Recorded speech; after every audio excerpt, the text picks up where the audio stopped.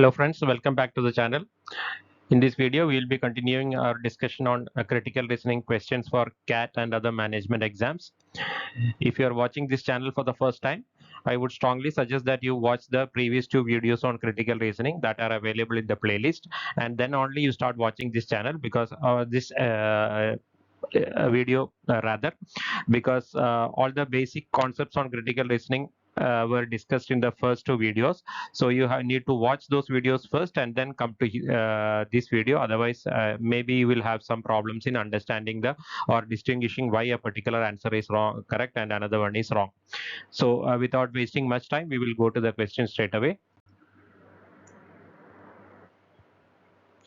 So this is the first question. I'll give you some time to read the question, and the options, and then think about the right answer. Then we will discuss.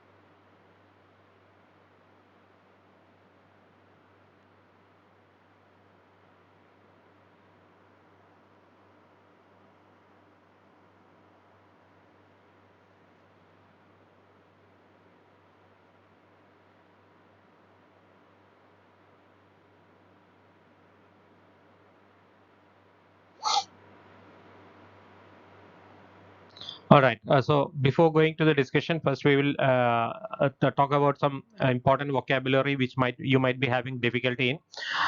For example, the as one nation's propaganda war. What is a propaganda war?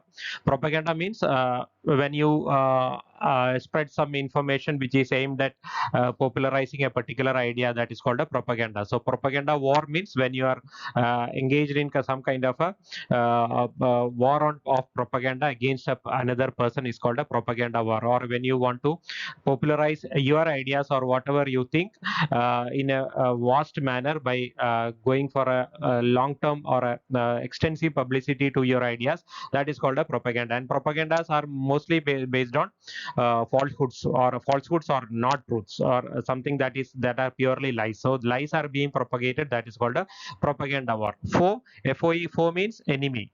So the word foe means enemy. Propaganda war, I have already described what is a propaganda war. Then distrust means saddened or concerned by reports of disinformation campaign, means when you are giving or extensively publicizing these lies or something that is not true, that is called a disinformation campaign. And disseminated means spread, and gullible means vulnerable or weak. So when disinformation campaigns are done by some Western American intelligence agents in Europe by spreading some lies through local journalists in order to damage the interest of our enemies and protect our own. And those who defend this practice, saying that lying is necessary to counter Russian disinformation campaigns that aimed at damaging America's political interests. So there are some people who are defending this practice of American agents spreading lies in order to harm the interests of their enemies and to protect America's interests. And these people who defend this practice, they say that Russians are also doing the same thing, so why should we not do it? Because these apologist means a person who defends a controversial point of view is called an apologist. So anybody who is defending or anybody who is in favor of a controversial point of view is called an apologist. So these people who are defending this practice of lying by Americans in order to counter the Russian campaign, they say that one must fight with fire with fire. And the other's point is that the fire department finds water more effective in fighting fire. So it is the author is mainly saying that it is not with fire that you should fight fire. You should fight fire with water. Water is more effective in fighting fire. So essentially, the basic argument the author is making is that America should always stick to truth instead of indulging in campaigns of disinformation or spreading lies like the Russians are doing. Russians are doing Russians are trying to propagate lies or disinformation campaigns against the Americans in Europe. So some American intelligence agents are also doing the same thing, and they are justifying it by saying that one should fight fire with fire. But the author says that it is more effective if you fight fire with water. So this is the indirectly what the author is saying. The author says that you should fight the disinformation campaign by Russian intelligence agents with truth, not with lies by America itself. So the basically the author is not in favor of American intelligence agents spreading lies just like the Russians are doing in order to counter the Russian disinformation campaign. The author says that one should always, or Americans should uphold the truth, and this is the most effective method of fighting the disinformation campaign by the Russians. So this is the main point. Now the question itself is again the main point. What is the author's main point? So we can go through the options one by one. Option A, although disinformation campaigns may be effective, they are unacceptable on ethical grounds. So the second part seems is correct. The author is mainly saying that these kind of disinformation campaigns are not ethical. They are not acceptable because they are not correct. So this is correct. But what about the first part? The first part is saying that disinformation campaigns may be effective. So this is wrong because nowhere in the passage you get an indication that disinformation campaigns are effective. So whenever you talk about a main point, it should be supported by the facts given in the passage. So there is no fact in the passage which gives you an understanding that disinformation campaigns may be effective. So that is why the first part is wrong, the second part is correct. So since the sentence is not fully correct, you cannot take it as the main point by the author. This is a wrong option. Option B, America's moral standing in the world depends on its adherence to the truth. So America should stick to the truth, only then it can project itself as a moral country among the world. This is the meaning. But whether this is the main point in the author's passage? No. Why? Because the author has not talked anything about America's moral standing in the world. So the author is not concerned with how other countries in the world are viewing America, because the author's main point is that we should stick to truth because truth is the surest weapon in the propaganda war. The first sentence says that truth is the surest weapon in the propaganda war. So truth is the most effective weapon to fight the lies by the enemies. That is what the author says that, and it is not because of the moral standing in the world. So the author is not concerned about how the other countries in the world is viewing America, whether we are ethical or unethical, we are sticking to the truth or not. So this is not the main point. So option B also you can ignore. Option C, the temporary political gains produced by disinformation campaigns generally give way to long-term losses. So basically this option is saying that when you indulge in disinformation campaigns or when you indulge in the practice of spreading lies, it is temporarily you will get some advantages, but in the long run it is not effective. This is the meaning. But the passage is not saying anything about the short-term gains or the long-term losses of disinformation campaigns. The author is only saying that disinformation campaigns are not correct. American agents are doing that. Some American agents are doing that in Europe, which is not correct. Their justification also is not correct. So whether they are effective in the long temporary or the short term or ineffective in the long term, that is not discussed by the author at all. So this is why this option C is also not a good answer, because our question is to find the main point or the crux of the argument of the author. So C is not correct. Option D, disinformation campaigns have done little damage to America's standing in Europe. It's what is the meaning of done little to damage? means it has not been able to damage. Little means nil. So this important thing you should always remember. The word little in English, when it is used, it means nil. Little damage means no damage. So I mean, Russian disinformation campaigns have done little damage to America's standing, means it has not been able to damage the America's standing in Europe. So basically this option is saying that Russian disinformation campaigns or Russian campaigns based on lies against USA, it has not done any damage to America's image in Europe. We don't know whether it has done any damage or not damage, because the effect of the disinformation campaign by Russia in Europe is not given in the passage, where the passage only says that Russians are doing some disinformation campaign against the Americans, and the American intelligence agents are doing the same thing against the Russians, saying that you should fight fire with fire. Whether this Russian disinformation campaign is effective or not effective, whether it has damaged America's image or not damaged America's image, it is not mentioned in the passage. So when some facts that are not supporting the statement is given, then we cannot say that this is a main point. So this is why option D also you can ignore.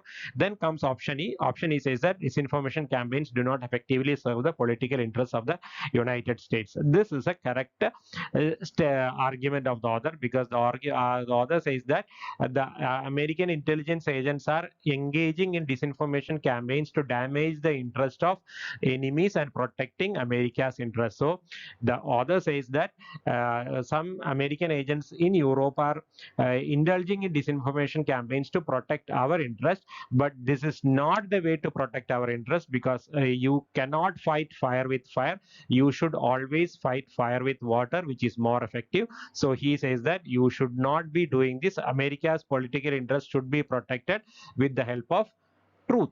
So this is why it says that truth is the surest weapon. So disinformation campaigns do not effectively serve the political interests of the United States. This is a correct statement, and this is the crux of the author's argument. So option E should be the answer for this particular question. All the other options are wrong, so you can ignore those. Now go to the second question.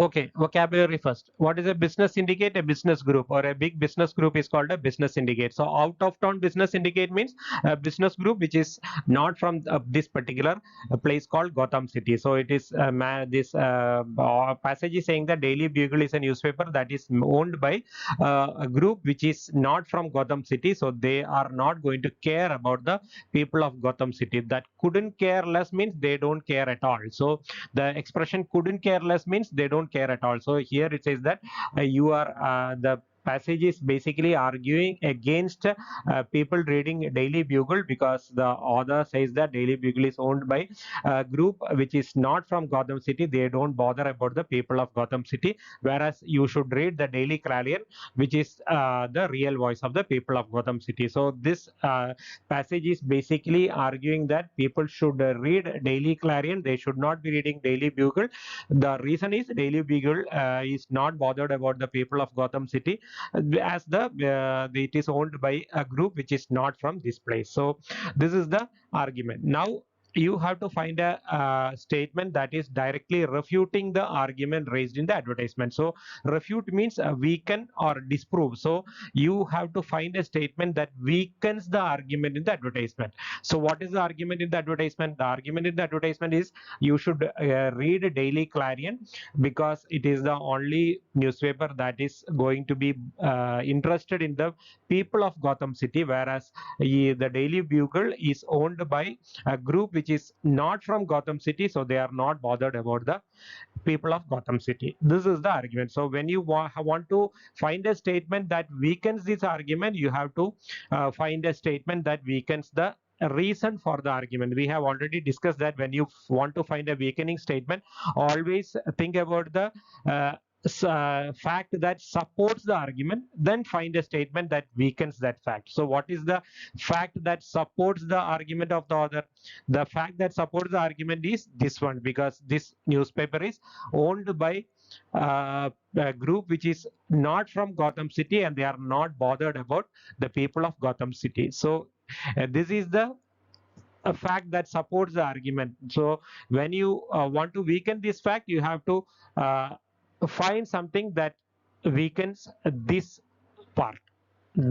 So whatever part I have put in brackets, that is what you have to find out. A statement that weakens this part. Now go to the statement options one by one.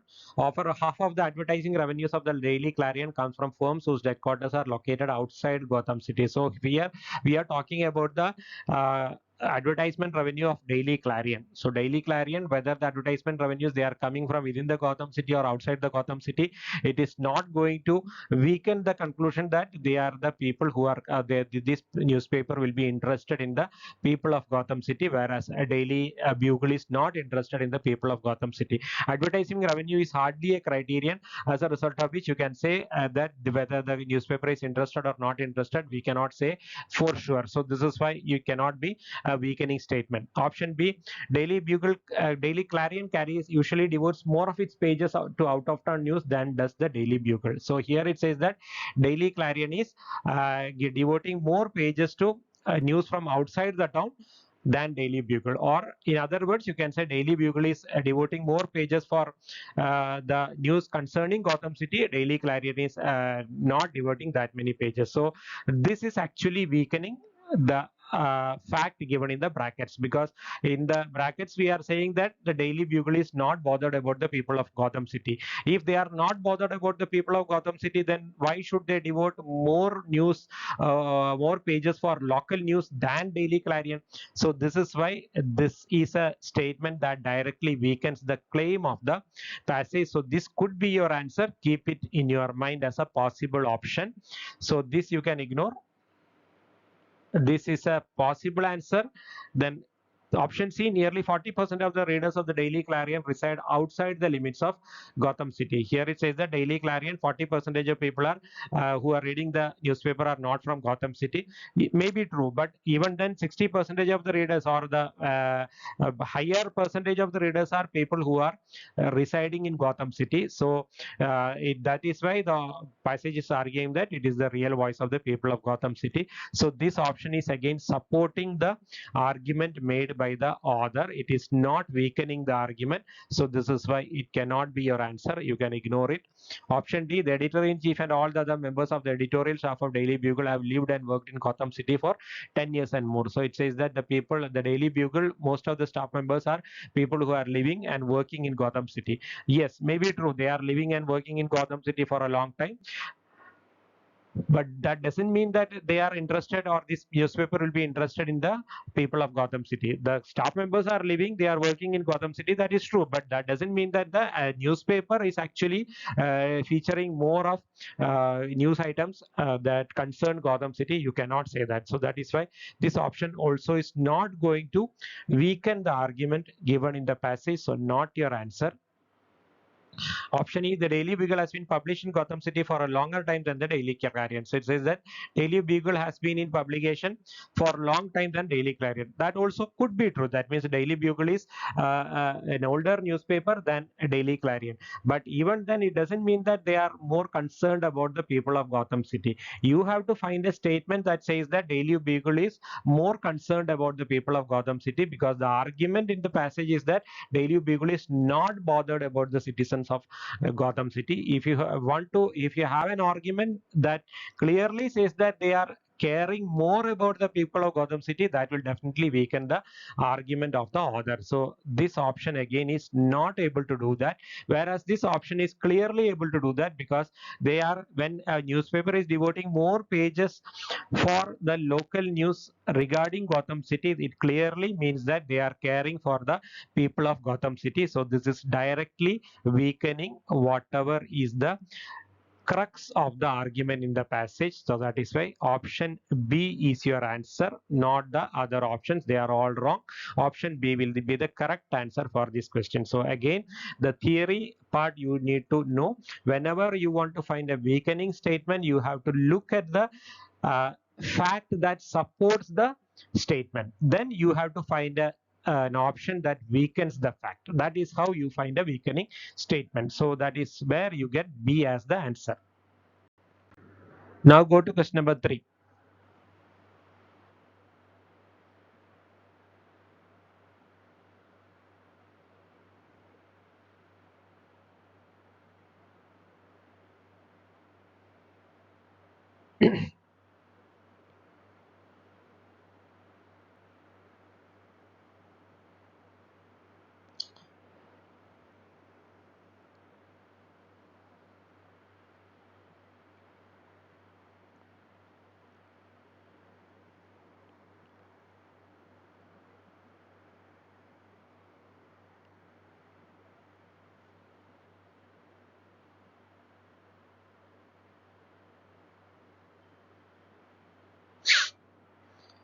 All right, depleted. The word depleted. Depleted means becoming less or reduced. That is depleted. So the resources of Earth are being depleted much too fast, and in order to correct this, or in order to solve this, United States must keep its resource consumption at present levels for many more years to come. So first statement is a fact. Second statement is a conclusion. Your question is to find an assumption that supports the conclusion. We have discussed about assumptions. Assumptions are unstated facts that are derived from the stated facts and which leads us to our conclusion. They are assumptions. So the fact is that Earth's resources are getting reduced, and in order to stop this, or in order to correct this, United States should keep its resource consumption at present levels, or this is the conclusion. So what is the direct assumption that you can get from this?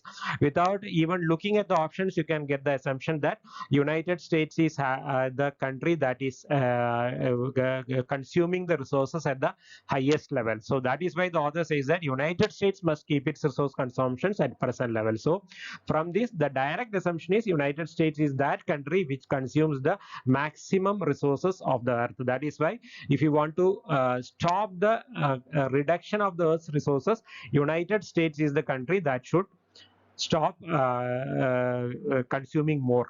So they should keep the consumption at the present level. So the assumption is very clearly option C. That is, United States uses more resources than any other country. This is the clear assumption here. So what is an assumption? Assumption is something that is derived from the facts given, and they are leading to the conclusion. So because of this assumption, the passage is arguing that United States must keep its resource consumption at present levels. Otherwise, what should the argument be?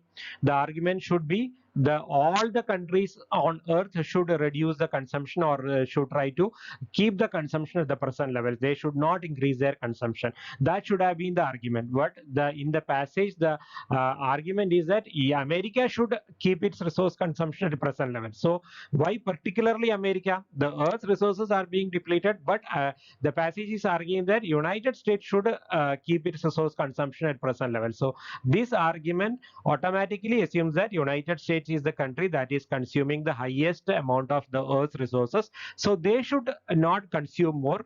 When they consume more, the resources are going to be depleted much too fast. This is the reasoning. So that is why option C will be the answer. Option A, per capita resource consumption in the United States is at an all-time high.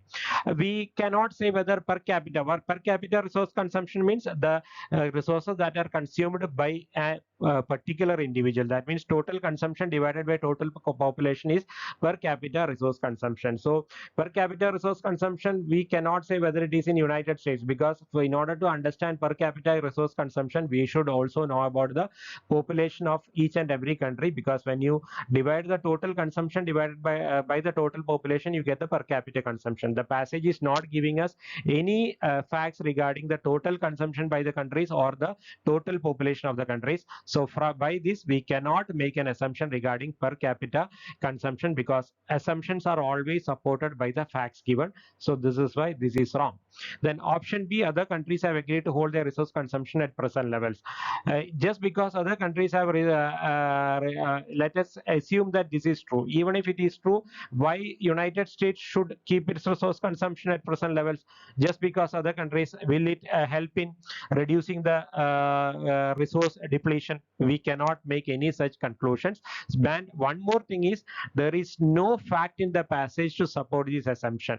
I told you, any assumption should be supported by the facts given. So we cannot make this as an assumption, because we have no fact in the passage to say that other countries have agreed to hold the resource consumption at present levels. Not correct. Option C, United States uses more resources. So because we know that resources are being depleted, and the argument is United States must keep its resources. So not all the countries. The passage is not mentioning about any other country. It is only mentioning about USA. So from this, it is very clear that USA is the country which is consuming the maximum amount of resources. So that is why option C should be the assumption that leads us to the conclusion. Option D, the United States has been conserving resources for several years, means they have been reducing their resource consumption for several years. Again, this is not a good assumption. Assumption should be supported by the facts. There is no fact in the passage to say that United States has been reducing, or they are conserving resources for several years. So not your answers. Option E, curbing US resource consumption will significantly retard world resource depletion. Curbing means stopping. Stopping US resource consumption will slow down. Retard means slow down. So it will slow down the world resource consumption. So you might think that this is a good answer. This is a good answer, but this is not an assumption. Our task is to find an assumption. What is the statement? Option E. Option E, in simple terms, it means that if USA starts to reduce their consumption, it will reduce the global resource depletion. So this is basically the passage is arguing. The passage is arguing that Earth's resources are being reduced at a very fast rate. So USA should reduce their, or USA should retain their resources consumption at the same level. They should not consume more resources. Then the resource depletion in the earth can be stopped. This is basically what option A is also saying. So option E is not an assumption, it is the argument, or it is a restatement of the argument. We need to find an assumption. Option E is a restatement of the argument, or a conclusion that is already there in the passage. So this is why, since it is not an assumption, you should not go for option E, you should go for option C. So this is a question in which your theoretical knowledge about assumptions and conclusions are coming into play. If you are not very clear, or if your idea about assumptions and conclusions are not clearly defined in your mind, many of you will go for option E as an answer, which is ultimately wrong, because our question is to find an assumption, not a conclusion. So that is why C should be the answer. Okay, go to question number 4.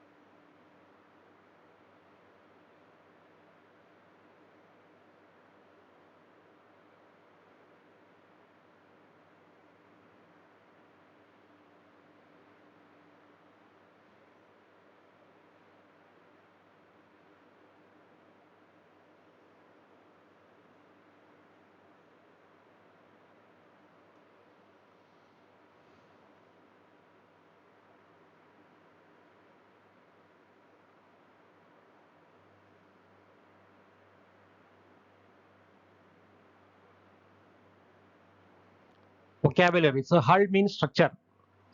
The basic structure of small base sailboat is called a hull. So here a leading chemical company has devised a new method in which wooden fibers can be converted into a type of plastic which can be used for constructing the hulls of small sailboats. So till this, the facts are given. Up to now, the facts are there. Now comes the author's argument. So what is the author argument? What does the company think sailboat hulls used to be made of? So what is the meaning of this question? So from this question directly you can get the understanding that the author says that the sailboats the hulls are already being made out of plastic or some kind of the component in which plastic is already there. So till then the passage is saying that there is a new technology developed by a company in which wooden fibers are converted into plastic, which can be very effective in constructing sailboat hulls. Then the author says that sailboat, what does the company think sailboat hulls are used to be made of? Used to be made of means till now what is the process that is going on in constructing sailboat hulls? This is the question. So this is a rhetorical question. A rhetorical question means a question for which no answer is needed. The answer is already there in the question. So what is the answer? The answer is that the company is not aware that sailboat hulls are already being made out of plastic or some materials which contain plastic. This is the meaning. Surely, that is why the next sentence, that surely the mania for high technologies can scarcely go further than this.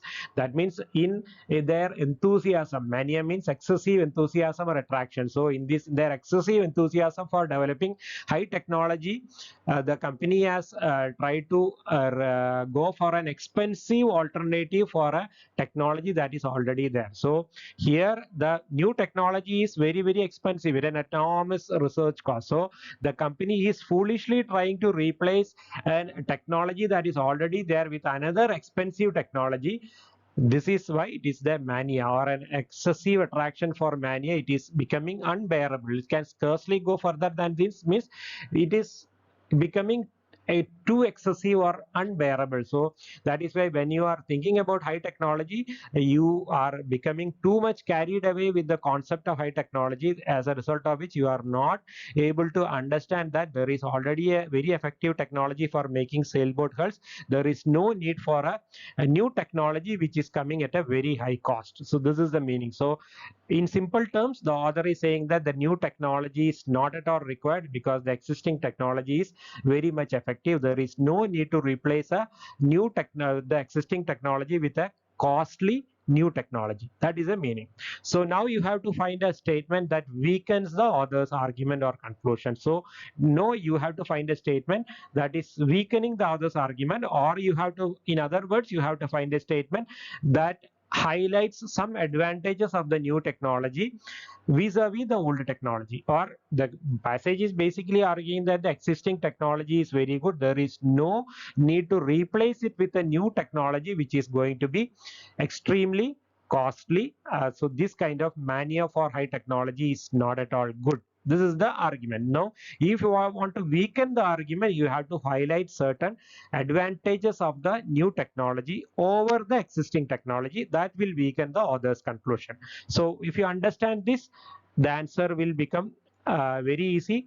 The plastic produced by the process is considerably lighter, stronger, and more watertight than wood. So obviously it means that the existing technology might be using wood or some other forms of wood where plastic combination is there or something like that.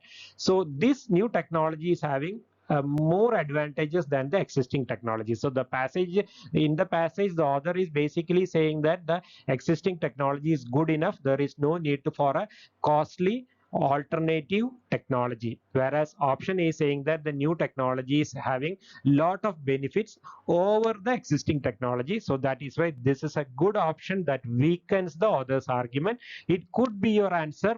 This is a possible answer. Keep it in your mind. Your task is not over yet. You need to eliminate all the other options also, or find some other better options. That is why you are now keeping it as a possible answer. You have not finalized this as the answer. Second one, the wood used in producing the plastic is itself in increasingly short supply. So in the new technology, the wood fibers are required for producing the plastic. That wood fibers are very much in short supply. Means what? this new technology is not going to be effective because the raw materials needed for producing this technology is not available in plenty. So that is why this new technology is not going to be practically implemented. So basically it is supporting the author's argument. The author also is saying that there is no need for a new technology. Option B is also saying that the new technology is not going to be a practical technology. So this is wrong. We need to find some advantages of the new technology, not the disadvantages. Option C, the cost of the manufacturing process of this plastic increases the cost of producing a sail hull by 10 to 15%. So it again says that this new process is going to be excessively costly. So this is what the author is also saying, that the existing technology is good enough. There is no need for a new technology which is costly. Option C is also saying that the new technology is going to be costly. So this is basically supporting the author, not weakening the author's argument, not your answer. Option D, much of the cost of the research that developed the new process will be written off for tax purposes by the chemical company. The chemical company might be writing off the cost that is done for the research by writing it off. True. But whether the technology, the chemical company will be giving the technology at a cheaper rate to the sailboat owners and all, we don't know, because unless and until the technology is available to the consumers at a cheap rate, this is not going to be effective. Here it says that the cost of the research that we develop the new process will be written off by the chemical company. So the people who have done the research, they will be writing off the cost of the research through for tax exemption or something like that. But will they be introducing this new technology at a cheaper rate than the present technology? We don't know. It is not given. The passage is not giving you any fact. The option also is not giving you any fact like this. As a result of which, this option is also not able to tell you clearly that the new technology is going to be less costly than the existing technology. Only when the new technology will be less costly than the existing technology, you can say that this is a good option. But this option is not giving you the required facts to say that this cost is going to be less costly. Maybe it is not more costly, but it could be equally costly. That also we don't know. So if it is equally costly, what is the use of going for a new technology when the existing technology itself is very good? So that is why this option is also not a good answer. It is not a better answer than option A. Then option E, the development of the new plastic is expected to help make the chemical company an important supplier. It is talking about chemical company becoming an important supplier. May be true, may not be true. But what is the advantage to the consumers or the people who are building the boats? Whether they will get the new technology at a reduced cost or not is the factor that decides whether this is a good technology or not. Whether the company is going to be an important supplier or not, that is not a good answer. It is not effective in deciding whether the author's conclusion will be weakened or not. So you cannot say that this is a answer that will weaken the author's conclusion. It is neither weakening nor supporting the author's conclusion. So you can not take it as an answer. So since all other options are eliminated, our clear answer is option A, because option A says that the new technology is going to be much more advantageous and much more superior than the existing technology. So that is why it weakens the author's conclusion. So option A will be your answer. Okay, go to the fifth question.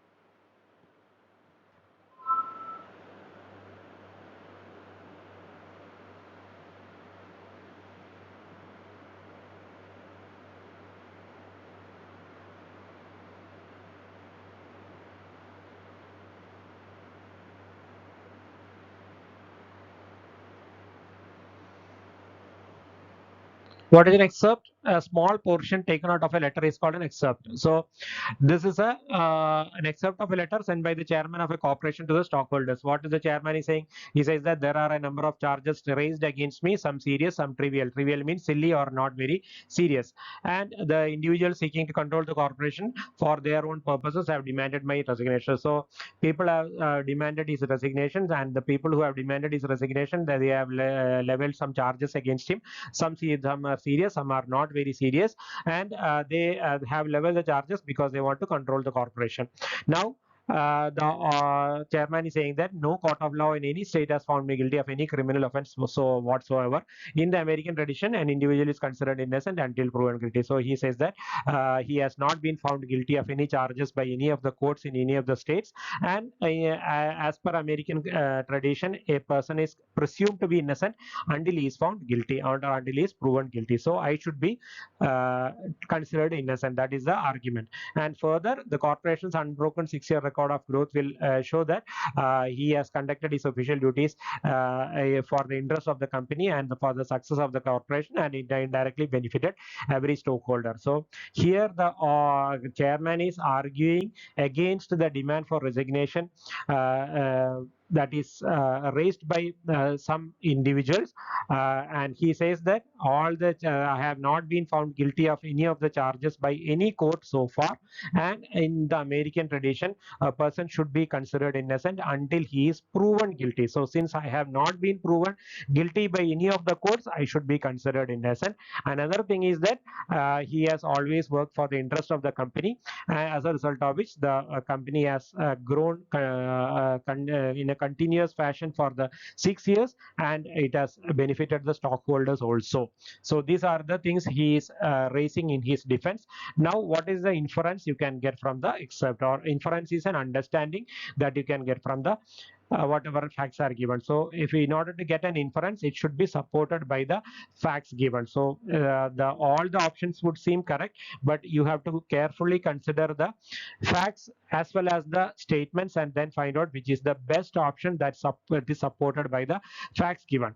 Option A: the chairman believes that all those who have demanded his resignation are motivated by the desire to control the corporation for their own purposes. So it is the belief of the chairman that individuals, this is the second statement, individuals seeking to control the corporation for their own purposes have demanded my resignation. So from this you can understand that the chairman believes that all the people who have demanded his resignation, they wanted to control, their motive is to control the corporation for their own purposes. So this is a good inference. The second statement, the second line in the passage is supporting this inference. So this could be a possible answer.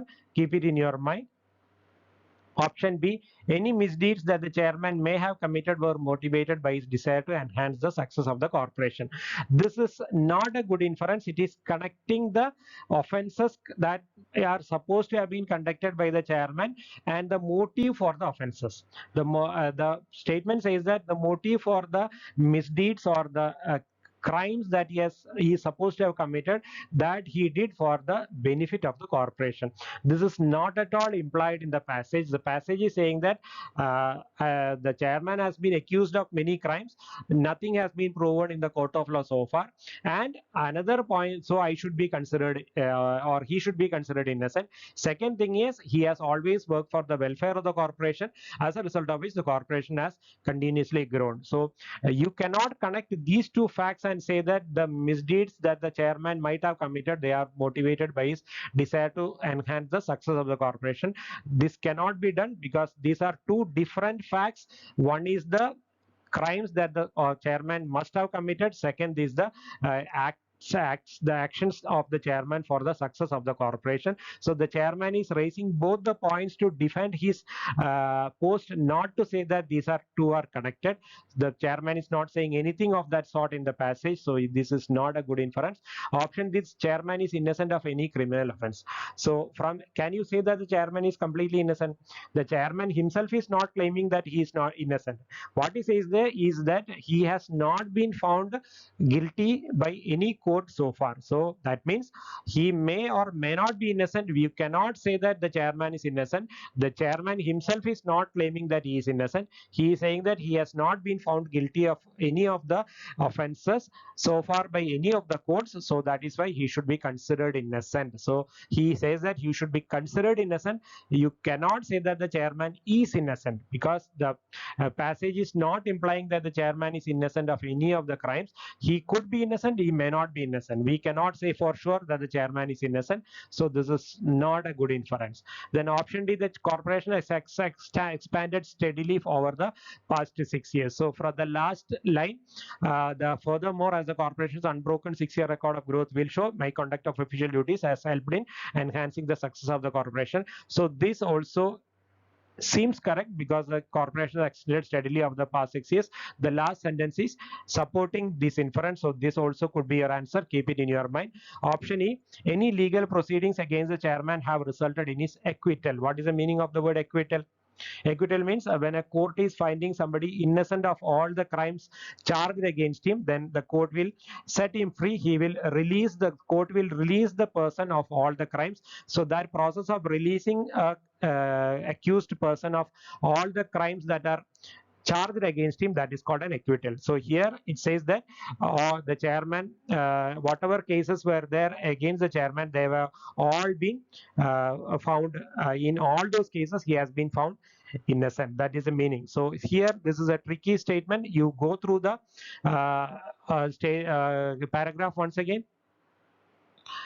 No court of law in any state has found me guilty in any criminal offense whatsoever. So here the tense used is has found me guilty. It is a present perfect tense. Means present perfect tense is used when the past action, the result of which is still continuing, or the effect of which is still continuing, is called a present perfect tense. Something that has happened in the recent past, not in the long past, in the recent past. So here he says that so far, what is the meaning of this? It means that many often charges have been leveled against this person in many of the courts, but so far no court has found me guilty of any of the offenses, and as a result of which, till some court is finding me guilty, I should be considered innocent. So from these two statements, what is the meaning you get? Whatever cases have been charged against him, some of the courts have found him not guilty so far. In other cases, the verdict is yet to come. It has not been finalized. So the meaning is that if all the court cases have been declared or have been decided in his favor, what he should be saying? He should be saying that no court of law in any state found me guilty. He will not be saying has found me guilty. He will say found me guilty. Means all the court cases have finished, and in all the court cases he has been found innocent. So he is not saying that saying that has found me guilty, and that is why he is again saying that in the American tradition, an individual should be considered innocent until proven guilty. If some cases are not yet pending, is there any need for this statement? No, because he will say that I have not been found guilty in all the cases that have been leveled against me. I have been found innocent, so I should be considered innocent. He will not be saying I should be considered innocent until proven guilty. So if he is saying that I should be considered innocent until proven guilty, means there are some cases against him which are not yet finalized. The court is yet to provide a sentence, so he may or may not be found guilty there. So that is why you cannot say that any legal proceedings against the chairman have resulted in his acquittal. Means all the cases have resulted in his acquittal. This is not correct. Some of the cases are still pending. That is the idea you get from the two statements here. Some of the cases are still pending. The verdict is not yet out. So all the legal cases are not yet finalized. So this is a wrong statement. You can ignore it. So now you are left with two statements. Option A, which says that all the people who have demanded his resignation are motivated by the desire, and option D, the corporation has expanded steadily over the past 6 years. When you have two good options, again you have to go back to the passage and read the statements properly. Option A is very clearly supported by the second line, so you need not bother about it. Option D, the corporation has expanded steadily over the past 6 years. So here the past 6 years is the case. Means for the 6 years that have already gone. The corporation has expanded. What the passage is saying? The corporation's unbroken 6-year record of growth will show. So here, see, there is a statement here, or in this statement he is using the future tense, will show. So what is the meaning? The meaning is that if you take the record of the growth of the company for the 6 years, including the present year, means the present year is not over, but the company has grown in this year also. And if you take the unbroken 6-year record of this year inclusive of this year, then it will show that he has done his duties, that has helped in a continuous growth for 6 years including the present year. That is why he has used the term will show. If we were talking about the past 6 years, what would be the tense that he has to use? As the corporation's unbroken 6-year record of growth, he will say either shows or has shown. So here, instead of will show, he will use either the word shows or has shown, means it has already over. Either he will say the present tense or the present perfect tense, whereas he has chosen to use the future tense, means the current year is not over. So that is why you cannot say the corporation expanded steadily over the past 6 years. You can say that the corporation is expanding steadily over over a period of the 6 years. That is what you should be using. You should not use the word past 6 years. This is why this option is weak when you compare it with option A. So when you have two good answers, you have to go through the options very carefully, go through the supporting statements also carefully. Any weakness is there, the statement that supports that option, that supports that statement, you should be considering it as a weak statement. So this is why this option D is not a very correct statement when you compare with option A. Option A is the best inference because there is no ambiguity here. So option A should be the answer, not option D or option E. The problem here would come between option A, D, and E. So I have clearly given you the reasons why D and E are not good inferences. A is the best inference. I hope it is clear.